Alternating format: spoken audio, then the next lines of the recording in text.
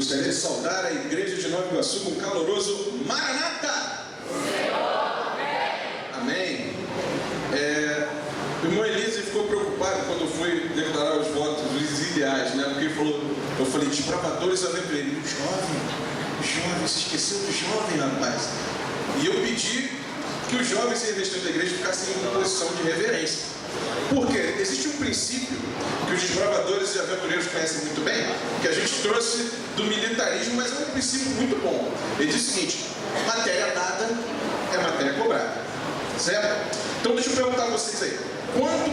Quantos conhecem o significado da saudação? Nossa saudação do Maranata.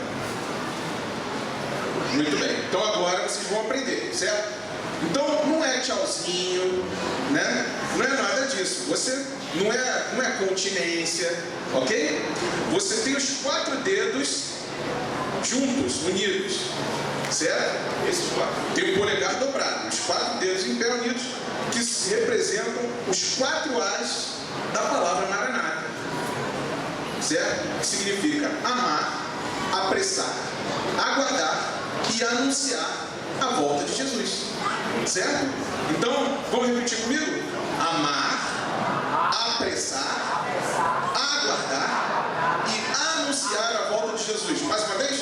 Amar, apressar, aguardar e anunciar a volta de Jesus. E o dedo do polegar curvado representa o cristão reverente diante desse nosso ministério. Essa é a nossa missão: amar, aguardar, apressar e anunciar a volta de Jesus. Então, isso que representa essa saudação. Então agora, já que matéria dada é matéria cobrada, todo mundo sabe, ok? Então vamos ficar em pé? Vamos repetir agora o voto dos jovens adventistas. Todos, desbravadores, aventureiros, jovens, toda a igreja. Para o voto dos jovens adventistas, posição. Todo mundo. Por amor ao Senhor Jesus, prometo tomar parte ativa nos deveres da sociedade dos jovens adventistas, fazendo tudo quanto puder para ajudar a outros e para terminar a obra do Evangelho em todo o mundo. Descansar a posição. Curva a sua fronte, vamos orar. Senhor, aqui estamos diante de Ti para Te adorar, Pai. Senhor, viemos aqui prestar adoração a Ti, mas queremos também ouvir a Tua voz, Pai. Fala aos nossos corações, usa-nos, transforma-nos, Pai. Que tenhamos a certeza verdadeira de que o Senhor falou a cada um de nós. É o que Te rogamos em nome de Jesus. Amém.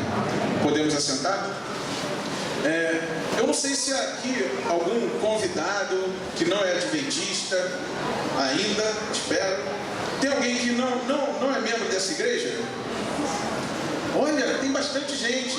Gente, eu queria dizer que eu estou muito feliz pela presença de vocês.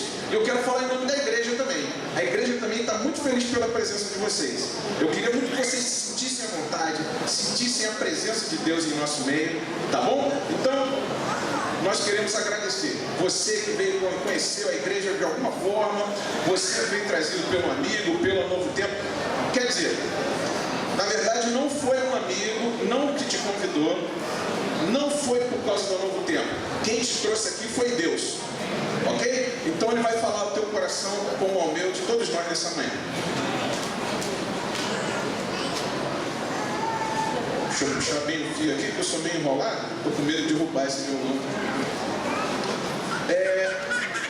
Quando eu fazia parte da diretoria do Clube de Desbravadores, nós tínhamos, na reunião, ou melhor, uma vez por mês nós tínhamos um evento, que era a festa dos aniversariantes do mês. Então, 2 unidades organizavam uma festinha, e aí a gente fazia um pequeno culto, uma oração em homenagem aos aniversariantes, e aí a gente comia um bolo, fazia um lanche, enfim. E uma vez, uma conselheira, que era minha amiga, ela responsável pela festa dos aniversariantes, ela falou: Luciano, você pode falar algumas palavras, fazer uma oração? Eu falei: poxa, você que é conselheira, seria legal que você fizesse isso. Ela: Luciano, mas você tem jeito para falar, você prega e tal, eu não sei falar. Então eu falei: faz o seguinte, Lê um salmo. Fica bonito você ler um salmo. Obrigado. Vocês também ficaram com medo de derrubar esse violão aqui, né? Aí eu falei, lê um salmo. Lê um salmo, depois você faz uma oração. Ah, tá bom. E aí na hora do culto reuniu a criançada toda, né? E ela começou a ler o salmo. Às margens do rio da Babilônia nós nos assentávamos e chorávamos, lembrando-nos de Sião. Nos salgueiros que lá havia pendurávamos as nossas harpas, pois aqueles que nos levaram cativos nos pediam canções. E eu fiquei pensando, puxa vida, tinha que ser esse mesmo? E aí ela foi lendo o salmo, esse é o salmo 137. O povo havia sido levado cativo pela Babilônia. E ele é um salmo eles descobriram, eles construíram, eles compuseram esse salmo em um momento de muita aflição. E termina dizendo assim, ó, verso 8, filho da Babilônia, que há de ser destruída, feliz aquele que te deu o pago do mal que nos fizeste. Feliz aquele que pegar teus filhos e esmagá-los contra a pedra. Aí eu fiquei pensando, puxa vida, tanto salmo para botar para as crianças meditarem, foi nesse aqui, né? Os salmos, agora a gente está fazendo o primeiro Deus, né? Reavivados pela sua palavra. E a gente pergunta, quantos estão fazendo reavivados pela sua palavra? Amém, amém. Lendo um capítulo da Bíblia por dia. Esse foi o salmo que foi lido ontem, Salmo 137. E aí eu lembrei dessa história, né? E os salmos, às vezes, eles são muito duros, né? Você tem que entender todo o contexto da época, toda a realidade, né? O que as pessoas passavam, o que elas queriam dizer e por que Deus permitiu que certos salmos estivessem no cânon sagrado, na Bíblia. E hoje nós vamos estudar, vamos fazer exegese, ou seja, um estudo completo de um texto da Bíblia, que é o Salmo 88. O Salmo 88 é considerado por muitos o salmo mais duro, mais triste de toda a Bíblia. E é ele que nós vamos conhecer nessa manhã. Então você pode abrir sua Bíblia no Salmo 88, Salmos capítulo 88.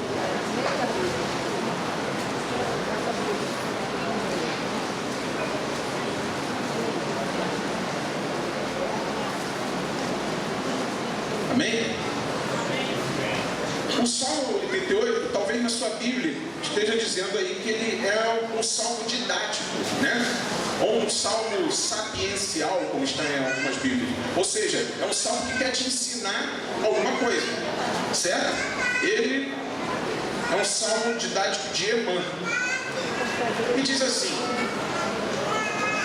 ó Senhor, obrigado.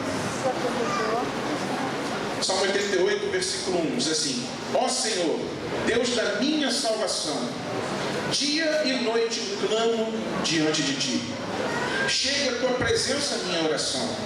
Inclina os ouvidos ao meu clamor, pois a minha alma está farta de males, e a minha vida já se abeira da morte. Sou contado com os que baixam a cova.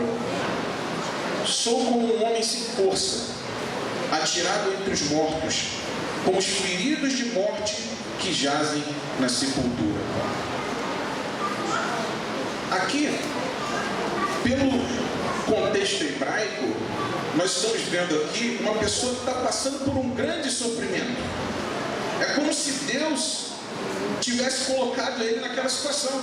Você vê que ele fala com Deus e parece que ele está reclamando com Deus dos problemas que ele está passando. E Deus permitiu que esse salmo fosse. E uma das coisas que a gente aprende aqui é que Deus não se ira com o nosso desespero.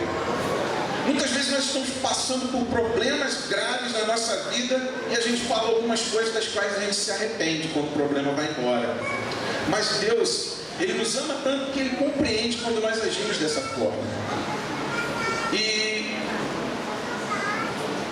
aqui, você pode se perguntar, hoje no dia dos Jovens Adventistas, por que esse salmo, esse trecho tão duro? Porque ele tem uma lição muito importante para você, jovem, Você precisa tomar uma decisão muito importante na sua vida agora. E já os mais velhos, eu creio que a maioria já passou por situações que o salmista coloca aqui e vai se identificar. E também, apesar do tempo passado, você precisa também tomar uma decisão muito importante na sua vida. Vou continuar. Li até o 6, né? Até o 5. 6. Puseste-me na mais profunda cova, nos lugares tenebrosos, nos abismos. Sobre mim pesa a tua ira, tu me abates com todas as tuas ondas. Ou seja, de todos os lados, com todas as ondas, por todos os cantos, tudo dando errado, nada dá certo. Os problemas vêm caindo sobre mim como um maremoto, como um tsunami. Problema, problema, problema, problema, problema de tudo quanto é lado. Versículo 8. Apartaste de mim os meus conhecidos e me fizeste objeto de abominação para com eles. Estou preso e não vejo como sair. Ou seja, ele está sozinho. Os amigos o abandonaram e ele é motivo de vergonha. Ninguém quer ficar perto dele.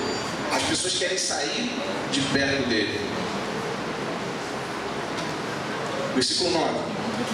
Os meus olhos desfalecem de aflição. Dia após dia venho clamando a ti, Senhor, e te levanto as minhas mãos. Mostrarás tu prodígios aos mortos, ou aos finados se levantarão para te louvar? Será referida a tua bondade na sepultura, a tua fidelidade nos abismos?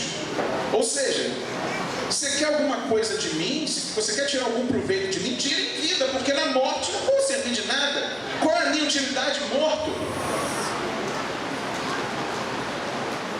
12. Acaso nas trevas se manifestam as tuas maravilhas e a tua justiça na terra do esquecimento? Talvez eu esteja falando essa manhã para alguém que passou por duras provas, por momentos terríveis na sua vida, e chega um momento que você quer entender. Nem estou falando da solução do seu problema, estou falando de você entender e dizer: Senhor, por que está acontecendo isso comigo? E você começa a pensar: será que eu fiz algum... Onde eu me afastei de você, Senhor? O que eu fiz de errado? Nós sabemos que Deus não castiga a gente aqui nessa terra por causa dos nossos pecados. Não é assim que Deus age. Mas a gente começa a pensar nas coisas erradas que a gente fez, porque não é possível que eu, próximo de Jesus, esteja acontecendo tanta coisa errada comigo agora. Não é possível que eu esteja sofrendo tanto. Não é possível que nada dê certo. Não é possível que Deus permita que o inimigo me ataque dessa forma. É assim como se sentia o salmista, e talvez você passou, ou esteja, talvez esteja falando para alguém aqui nessa manhã que está passando por essa situação. Então você vai se identificar com esse trecho. E aí nós lemos versículo 13. Mas eu, Senhor, clamo a ti por socorro, e antes de manhã já se antecipa diante de mim a minha oração. Aí você pensa: mas agora sim, agora esse salmo vai para a parte da libertação, agora eu clamo a ti por socorro, agora vem o alívio, né? Agora vem a esperança. Aí leia o verso 14, é quase um balde de água fria, porque o verso 14 diz assim: por que rejeitas, Senhor, a minha alma, e ocultas de mim o rosto? Ando aflito e prestes a expirar desde moço. Sob o peso dos teus terrores estou desorientada. 16. Por sobre mim passaram as tuas iras, e os teus terrores deram cabo de mim. Aí você começa a ficar preocupado, porque faltam 2 versículos para acabar o salmo, e não veio esperança, não veio alívio, não veio nada. Versículo 17. Perdão, 17. Eles me rodeiam como água, de contínuo, há um tempo me circundam. Para longe de mim afastaste amigo e companheiro. Os meus conhecidos são as trevas. Fim. É bom ver os olhares de vocês, né? Porque estão tipo assim: e aí? Pois é, eu também me senti assim. E aí, onde é que está o alívio? Onde é que está a esperança? Você só vê coisa ruim, só paulada o tempo todo. E aí, você pode você chega até a procurar, né? Não, deve ter um outro salmo, a continuação disso daqui, onde vem a esperança, onde vem o momento da vitória, né? Irmãos, não tem continuação, termina assim. Então cadê a esperança? Veja que o que é sapiencial, o que é didático, é profundo. Deus está querendo ensinar alguma coisa para a gente. Então nós vemos aqui alguém passando por grande sofrimento, tão grande que ele fala com Deus como se Deus tivesse mandado aquele sofrimento para ele. Amados, o primeiro ponto tem que ficar bem claro: Deus não quer o nosso sofrimento. Lógico que não. Deus diz que ele diz assim: pode uma mãe se esquecer do seu filho? Difícil, né? Mas ainda que uma mãe se esqueça, pode ter uma mãe que se esqueça, mas eu não. O amor de Deus, eu não consigo imaginar um amor maior do que eu não consigo conceber, né? Entender um amor maior do que o que minha mãe tinha por mim, não consigo, né? É o limite para mim, né? Eu não consigo entender o amor maior que minha mãe tinha por mim. E Deus me ama mais do que minha mãe me amava, então aí já não tem como conceber, não tem como entender o amor de Deus. E Deus não quer que você sofra. Mas o Salmo, ele fala das coisas como elas são de fato. Ele fala da realidade. E se eu e você passamos por sofrimentos, não é por causa do nosso pecado exclusivamente. Não foi por causa de uma atitude que você fez. Nós passamos por sofrimentos porque nós vivemos em um mundo de pecado. A dor, o sofrimento, as lutas, as dificuldades, a tristeza são consequências do pecado que há nesse mundo. Então, esse mundo é assim. Amado, você que veio aqui, que está conhecendo a igreja hoje, eu queria muito poder dizer para você que se você vier para a igreja, se você orar o suficiente, você vai ficar rico, você vai ter uma casa própria, você vai ter um trabalhão, e todos os seus sonhos vão ser realizados aqui nessa terra. Mas eu me atrevo a dizer que a palavra de Deus me permite dizer que não é assim. Embora você ouça aí muitos pastores aí pela televisão dizendo coisas parecidas, que você vai ficar rico, que você vai ter um carro do ano e tudo mais, não é assim. Na prática, a vida não é assim. Essa é uma vida difícil. Nós temos muito sofrimento, muita dor, muito problema nessa terra. E jovem, saiba disso. Você ainda vai passar por muita luta, por muita dor nessa terra. Por que você está falando isso, senhor? É para a gente sair triste daqui, sair desanimado? Não. Como eu disse, Deus não quer o nosso sofrimento. Mas permita que eu faça uma ilustração aqui. Não sei quantos de vocês, eu espero que seja a maioria, né? Quantos de vocês já se queimaram com ferro de passar? Levanta a mão. Amém. Quase todo mundo, né? Eu também, né? Normalmente foi assim: você encostou no ferro de passar, né? E aí quando você sentiu aquilo queimando, você tirou o braço, a perna, seja lá o que for, né? A dor é um mecanismo para o nosso corpo, por mais incrível que pareça, mas a dor é um mecanismo de proteção. A dor são sinapses, né, do nosso cérebro, sinais que são enviados para o nosso cérebro para dizer que alguma coisa está errada com algum órgão nosso. Certo? Então, se você sente dor, algum problema está tendo no funcionamento do seu corpo. Então, se você encosta no ferro, ele começa a queimar, você sente a dor, teu cérebro te avisa que você está com dor e você tira imediatamente. Agora imagina se nós não sentíssemos dor. Como é que seria? Né? Imagina você está dormindo, o ferro está ligado na tomada do seu lado, você encosta na sua perna e está lá dormindo, está sentindo dor. E aí o fogo vem queimando, vai comendo a tua carne, né? Destrói a tua carne todinha, e quando você vê, você pode perder até a perna. Sabe, amados? Deus, Ele não anestesia a realidade.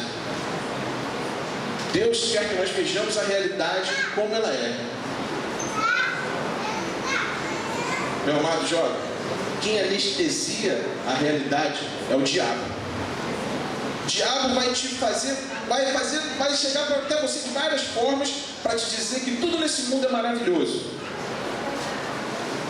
Através dos conceitos do dia a dia, das mensagens, da TV, em alguns casos de álcool, drogas. O inimigo vai querer usar qualquer meio e as pessoas recorrem para fugir da dificuldade, das dores desse mundo. Drogas, álcool, são fuga da realidade. Então, Deus não pode anestesiar a realidade.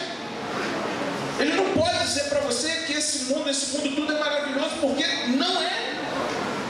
Não é. E só que Deus, ele projeta a realidade, a eternidade.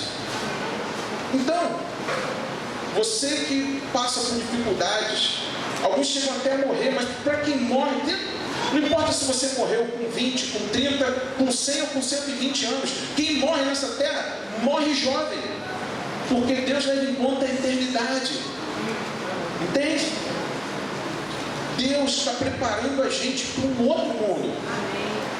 Esse sim não haverá dor. Nesse sim não haverá sofrimento. Nesse sim não haverá tristeza. Então, quem morre nessa terra morre jovem. Então você pode estar se perguntando: então, Luciano, qual é o propósito dessa vida? Se tem todo sofrimento, se é tudo ruim, né? Se tem tanta coisa que não presta nesse mundo, qual é o propósito dessa vida? Por que então a gente não morre de uma vez? Já fala tudo, né? Já que você está falando que tudo é ruim. Agora eu queria que nós novamente relêssemos esse salmo. E eu vou dar uma chave aqui para vocês. E com essa chave a gente vai enxergar isso tudo de uma outra forma. Ok? Vamos ler de novo. Salmo 88. Ó Senhor, Deus da minha salvação, dia e noite clamo diante de Ti. Chegue a Tua presença, a minha oração.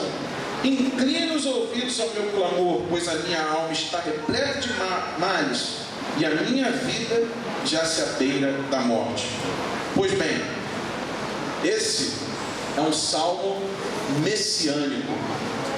Ou seja, esse é um salmo que aborda uma profecia. E quem está falando aqui para Deus nesse momento é o próprio Jesus Cristo. E agora você vai ver comigo que quando você começa a enxergar esse salmo dos olhos de Jesus Cristo, tudo começa a fazer sentido. E aqui você começa a imaginar Jesus no Getsemane, quando todos os pecados da humanidade, o peso de todos os pecados recaíram sobre ele, porque ele tinha que pagar o preço por mim e por você. O preço do meu pecado, do seu pecado e de toda a humanidade, do passado, do presente e do futuro. Continuando aqui. Sou contado com os que baixam a cova. Sou como um homem sem força. A sentença de morte de Jesus já havia sido dada. E naquele momento Jesus estava em agonia. E estava clamando a Deus. Porque a agonia de Jesus era muito grande. Gente, eu só perguntei se podia me ajudar, né? Então, eu queria a ajuda de quem? Ele está falando com alguém. Ah, minha irmã, é a senhora? Você pode tocar para mim o hino 62, Monte do Calvário? Eu queria que agora a gente cantasse esse hino. Aqueles que souberem, não sei se tem como projetar, se não tiver, não tem problema. Mas que a gente junto meditasse um pouco nas últimas horas de Jesus nessa terra.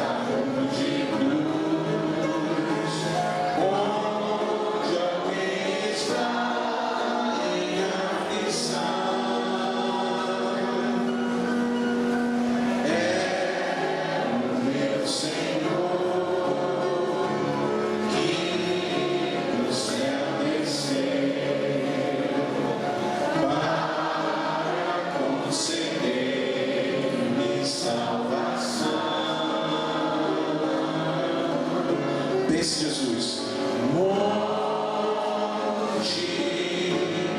Monte do Calvário, onde meu Jesus morreu por mim. Triste, ainda assim ferido, só em agonia perecer.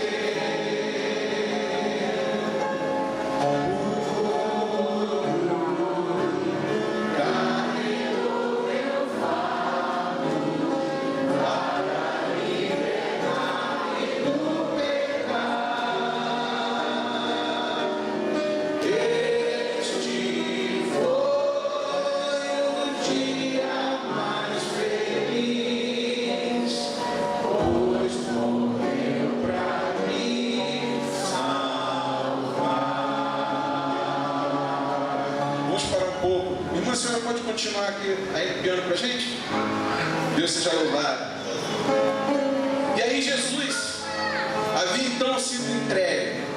Já, a sentença de morte dele já havia sido decretada. Verso 5 diz: atirado entre os mortos, como os feridos de morte que jazem na sepultura, dos quais já não te lembra, são desamparados nas tuas mãos. Puseste-me na mais profunda cova, nos lugares tenebrosos, nos abismos. Amados, a morte de todas as pessoas que estão mortas agora, tanto ímpios como justos, todas elas, a morte delas é apenas um sono. Cristo não. Cristo sofreu o castigo da morte eterna. O peso da morte eterna de todos os seres humanos caíram sobre Jesus Cristo.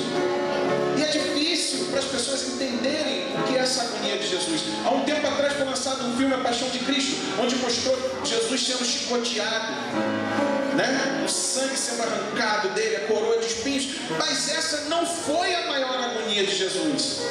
A maior agonia de Jesus residia no fato de que durante toda a sua vida eterna ele havia estado na presença de Deus. E naquele momento, unicamente naquele momento, por causa do meu pecado, ele não conseguia sentir a presença do Pai. E ele orava. O Pai estava lá, mas Jesus não conseguia ver. E aquela era a grande agonia de Jesus Cristo. Versículo 7. Sobre mim pesa a tua ira, tu me abates com todas as tuas ondas. Sobre ele recaiu a ira de Deus pelo meu pecado. Versículo 8. Apartaste de mim os meus conhecidos e me fizeste objeto de abominação para com eles. Estou preso e não vejo como sair. Ele foi abandonado. Os discípulos fugiram. Os seus melhores amigos fugiram e deixaram ele sozinho. E ele foi entregue. Versículo 9. Os meus olhos desfalecem de aflição. Dia após dia venho clamando a ti, Senhor, e te levanto as minhas mãos. O que matou Jesus foi a aflição. Versículo 9. Mostrarás tu prodígios aos mortos? Ou os finados se levantarão para te louvar? Será referida a tua bondade na sepultura, a tua fidelidade nos abismos?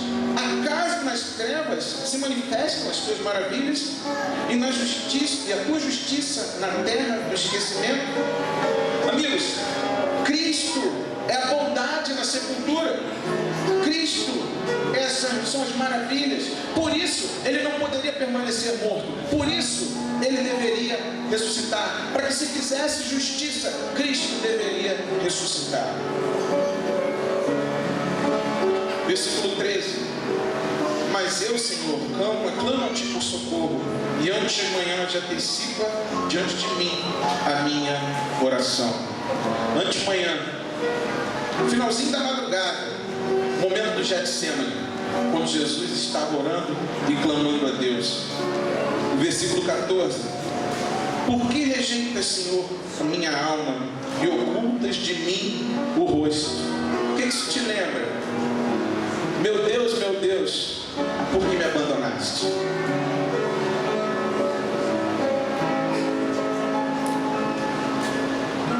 Lá no Monte Além,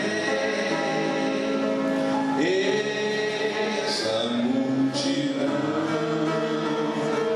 a escarnecer do Salvador, mas não foi em vão que do céu desceu para resgatar o pecador.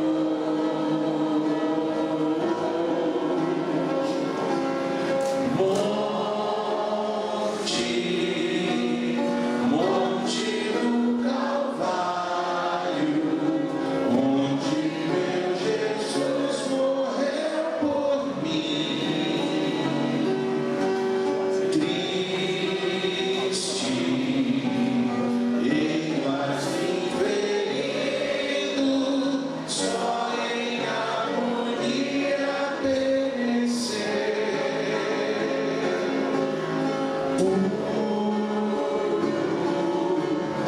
Carregou meu fardo para libertar-me do pecado. Este foi o dia mais feliz, pois morreu pra me salvar. Amém. Obrigado, meu irmão. Versículo 13. Mas eu, Senhor, clamo a Ti por socorro, e antemanhã já se antecipa diante de mim a minha oração. Por que rejeita, Senhor, a minha alma e oculta de mim o rosto?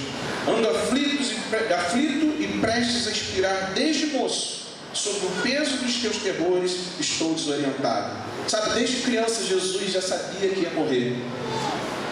Que ele teria que morrer. Isso não era fácil para ele. Claro que não. Ele era uma criança, um jovem igual a mim, um jovem igual a muitos de vocês, e ele sabia que um dia ele teria que morrer. Ele sabia que um dia ele teria que passar por essa agonia, por essa aflição. Por sobre mim passam as tuas iras, os teus terrores deram cabo de mim. Eles me rodeiam como água, de contínuo. Há um tempo me circundam, para longe de mim afastaste amigo e companheiro, e os meus conhecidos são trevas. Tudo que Jesus via, do Getsemane ao estar consumado, eram trevas. Sabe, amado, eu não tenho direito de achar que meu problema é grande demais. Não tenho direito. Quando eu sei, quando eu conheço, quando eu percebo o que Jesus Cristo passou por mim, o que Jesus Cristo sofreu. Eu não posso achar que eu tenho que ser livrado de toda luta, de toda dor, de todo sofrimento nessa terra, porque Cristo passou por tudo isso, por mim e por você. Eu gostaria, diante de encerrar, fazer uma correlação que eu descobri recentemente, me ensinaram e eu achei fantástica. Eu creio que a maioria, se não todos, já ouviram falar do versículo, um dos mais bonitos de toda a Bíblia, que está lá em João 3,16. Não vou pedir nem para você abrir, porque eu tenho certeza que você já sabe. São João 3,16. Diz o quê? Que Deus amou o mundo de tal maneira que deu o seu Filho unigênito, seu Filho único, para que todo aquele que nele crê não pereça, mas tenha a vida eterna. Amém? Amém. Agora olha que fantástico. João, ele escreveu isso no capítulo 3, no versículo 16. Existe um outro livro de João, 1 João, eu quero que você abra exatamente no capítulo 3, no versículo 16, e você vai ver a consequência prática disso aí, e a consequência prática de todo esse sermão, de toda essa mensagem dessa manhã. São João, capítulo 3, versículo 16.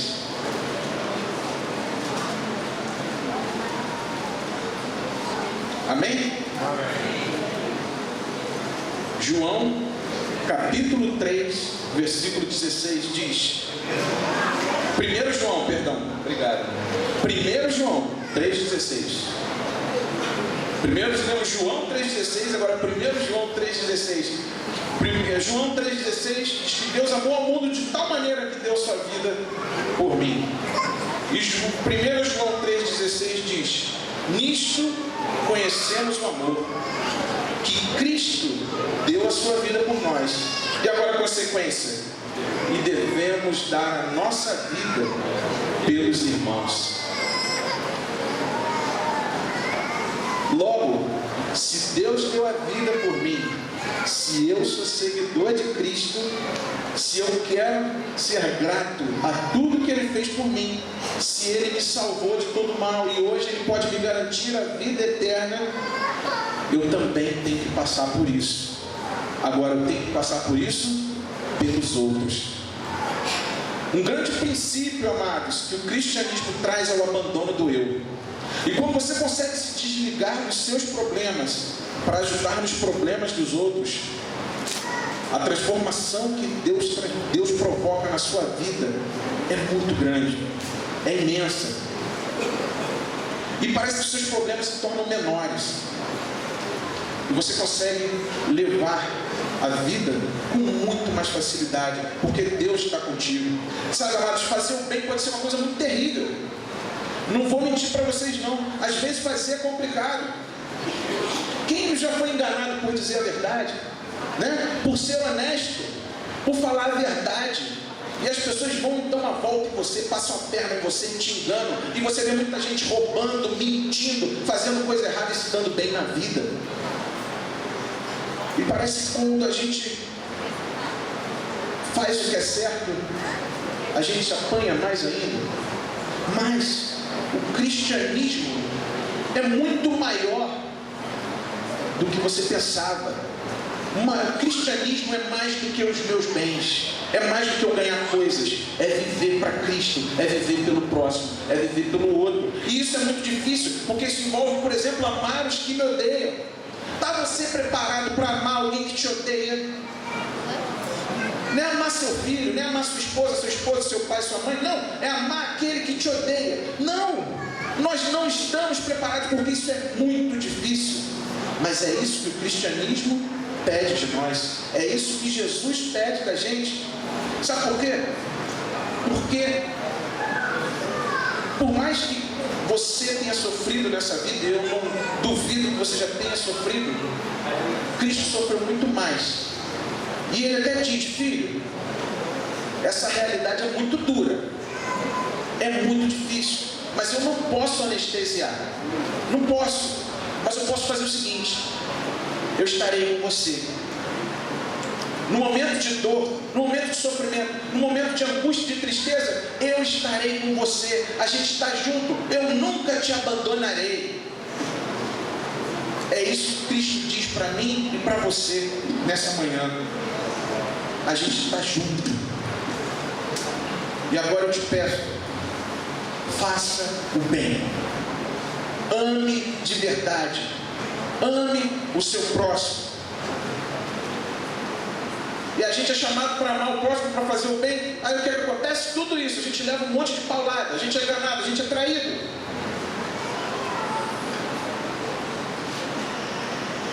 Deus chama para a gente viver radicalmente uma vida de amor ao próximo, em detrimento, talvez, da nossa própria alegria, em alguns momentos, em detrimento da nossa própria felicidade.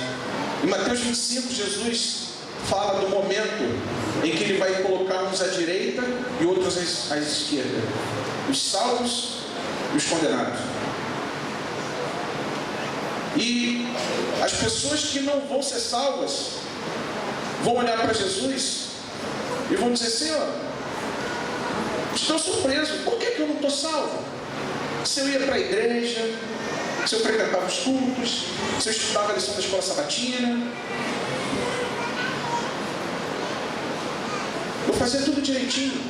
E Jesus diz assim: mas olha, eu tive pão, tive fome, vocês não me deram de comer. Tive sede, vocês não me deram de beber. Eu estava nu e vocês não me vestiram. Eu estava preso, ninguém veio me visitar. E eles olham surpresos para Jesus e dizem: mas como? Quando a gente fez isso contigo? E Jesus disse: quando vocês deixaram de fazer um desses pequeninos, foi a mim que vocês não fizeram. Os pequeninos na Bíblia são todos aqueles que não podem te agradecer, que não podem te recompensar pelas suas atitudes, pelos seus gestos de amor. Estes são os pequeninos. Então, o que Jesus quer dizer, meus amados, é que muitas vezes você pode estar cansado, hein, jovem? Você pode estar cansado no metrô, e aí vem alguém na tua frente que você está com cara de mais cansado que você. E aí você está muito cansado, mas aí você vai dar o lugar. Entende? Isso é ser cristão. Dar o que você tem é fácil. É fácil para o Bill Gates doar 5 milhões de dólares, porque ele tem dinheiro. Talvez seria difícil para ele passar um dia ajudando a virar a laje dessa igreja, porque ele não tem tempo. Então Jesus está te chamando para se sacrificar. E eu sei que esse é um pedido difícil. Você está sem dinheiro e vê uma pessoa passando fome e você diz: puxa vida, esse daqui é a minha última nota. Eu ia comprar um lanche para mim, mas esse está com tanta fome, você vai lá e dá para ele. Isso é sacrificar. Nós temos que andar a mais. Em Mateus 25, Jesus fala de um outro grupo de pessoas que também ficou surpreso. São os salvos. E eles olham: vocês vão subir porque eu tive fome e vocês me deram de comer. Eu tive sede e vocês me deram de beber. Eu estava nu e vocês me vestiram. E eles ficam surpresos. Eles dizem: quando nós fizemos essas coisas? Sabe por quê? Porque eles fizeram sem esperar nenhuma recompensa. Fizeram porque tinham o amor no coração. Um amor verdadeiro, um amor abnegado, um amor descrito como lá em 1 Coríntios 13, que diz que é paciente, que não busca os seus próprios interesses, que tudo sofre, tudo crê, tudo espera, tudo suporta. Então, amados, nessa manhã, encerramos essa mensagem, fazendo apelo ao seu coração. Faça uma oração a Deus. Peça a Deus: Senhor, dá-me um coração capaz de amar. O amor verdadeiro. Aquele amor que está escrito lá na Bíblia. Aquele amor que não tem explicação. Aquele amor que é difícil de entender. O amor que me permite ajudar aquele que necessita, mesmo sem ter. O amor que me permite orar por aquele que me odeia. Orar por aquele que quer meu mal. E estar à disposição para servir quando ele precisar. Amados, é assim que Jesus quer que você faça a diferença nessa terra. É assim que Jesus vai te usar para dar o testemunho. Jovens, essa é a missão que Deus está pedindo a vocês. Jesus está fazendo uma convocação a vocês, porque está muito perto, muito em breve, Jesus vai estar voltando, e vocês serão os que proclamarão essa mensagem nos últimos dias. Então agora nós teremos uma música especial. Eu gostaria de fazer um apelo ao seu coração. Ore a Deus e diga: Senhor, dá-me um coração capaz de amar. Eu quero que meu coração a cada dia se aproxime do teu. Eu preciso ser transformado. Preciso ter esse amor abnegado. Um amor que tudo suporta. Para que eu possa vencer as lutas dessa vida. E no final, quando o Senhor voltar em poder e grande glória, eu te encontre, mas não sozinho, junto a todas as pessoas a quem eu salvei por ter mostrado o teu amor. Faça essa oração a Deus. E se no final você quer que nós façamos juntos uma oração para que esse milagre seja feito na tua vida, você fica de pé. Ao final da música, manifeste a Deus o seu desejo de ser transformado e fique de pé. E nós oraremos por essa bênção, por essa vitória. Não saia daqui sem essa transformação na sua vida. A igreja pode começar cantando. Amém do céu. Buscando a paz.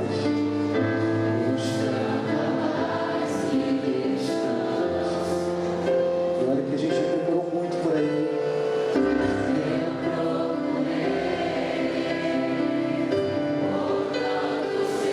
Justificar.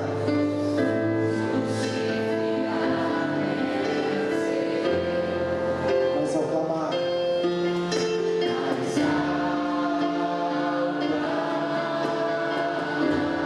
Os meus olhos abriram.